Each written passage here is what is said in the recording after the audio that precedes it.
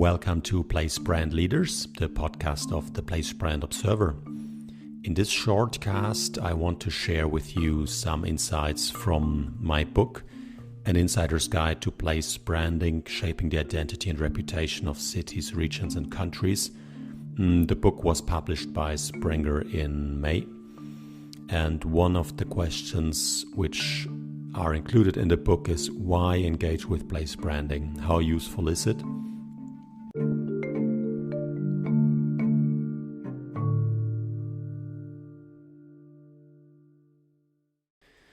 So why engage with place branding?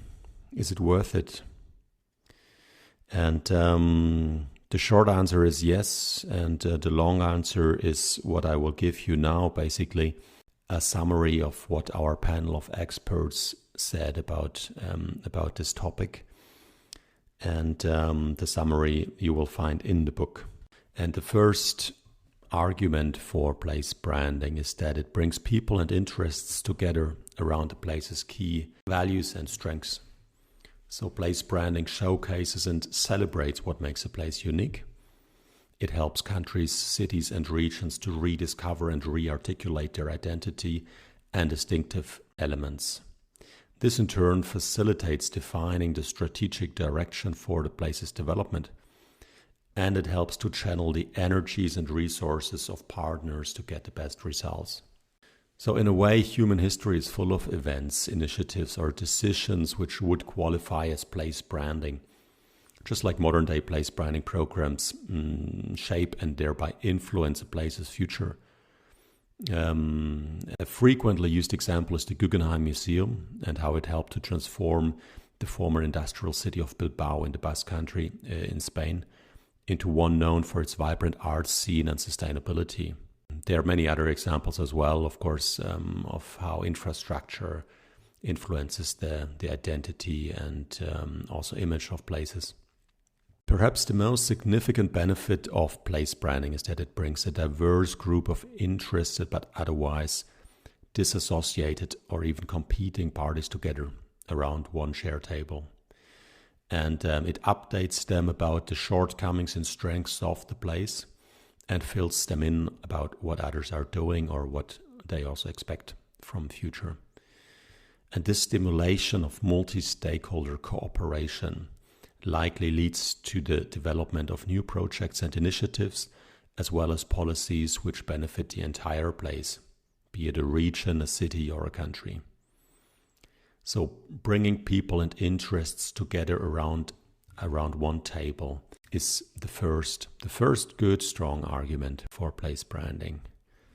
The second argument shared by our expert panel and with the summary in the book is that it strengthens competitiveness of a location by highlighting the best it has to offer. So place branding provides a clear communication channels which helps businesses and people to compete effectively for resources, thereby supporting the competitiveness of both local businesses, products and brands.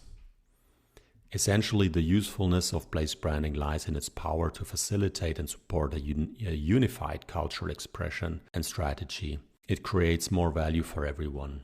And that's important because in a world where attention spans are so short and online space overcrowded, place branding helps communities and locations to stand out by making them memorable and recognizable. Stressing unique features, helping to build, modify or strengthen place image. And this is invaluable in an increasingly competitive world and one where one city resembles the other. So even in a country like China with its thousands of years of history, place branding can play an important role, as Hong Fan, who is a former diplomat and now leading place branding scholar at Tsinghua University in Beijing, told us that 40 years of development and urbanization have led to China's cities and towns becoming perhaps a little too similar and losing their authentic values as the local historical features fade away. And China is only one example of many places where this is happening. And place branding can help to unravel such cities' hidden charm, so it can bring back the uniqueness and highlighting the best that a place has to offer. The third strong argument for place branding is that it can create a sense of community, local pride, and self-esteem. So beyond making cities, regions, or countries competitive and special, engaging with place branding can be a useful way to unite communities by giving them a common purpose, boosting the self-esteem of residents as well. And the fourth argument for place branding is that it provides a blueprint for the future. In a way, place branding is by default future-oriented, in that it helps to develop and communicate long-term shared vision, offering guidance to both public and private sector leaders and projects. New investments from place branding can provide fresh impetus to locals and businesses. And this in turn can create competitive commercial advantages and financially securing the future of a location. And with it, its economic sustainability. And the COVID crisis has shown how important it is to keep a close eye on economic sustainability alongside environmental or social sustainability. And here, place branding can help in that it provides a blueprint for city planning, promotion of industry, culture, and tourism. And this in turn helps to attract and retain capital, infrastructure investment, and public policy creation reform. Ideally, these all go hand in hand in place branding. Now, I very much like a quote given by Natasha Grant of the London and St. Petersburg-based Institute of Identity, who has made it her mission to help nations and regions with lacking sense of identity to find their purpose.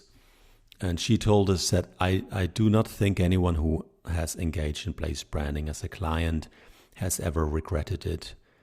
It is a hugely rewarding experience and exercise, professionally and personally. And what is less often talked about is the unusual, unexpected privilege of defining a meaning for your place. You have to work it out, and the introspective journey that you take with your colleagues and compatriots in the course of a place branding project brings unexpected enlightenment, consciousness, and sense of appreciation. So it makes any official related to place promotion naturally and intuitively better at their job. That's all on why engage with place branding. How useful is it? I hope you found it useful. To summarize, the main arguments given by our expert panel and reproduced in the book are that first, place branding brings people and interests together around the place's key values and strengths. So it brings everybody around together at the same table. The second argument is that it strengthens competitiveness by highlighting the best the place has to offer, the uniqueness. And third, it creates a sense of community, local pride, and self-esteem, which is really important. So it's the inward-looking part of place branding. And fourth, it provides a blueprint for the future. So key stakeholders and actors of a place know where they all want to go together and how they want to develop their place. And ideally following a shared vision and a long-term strategy.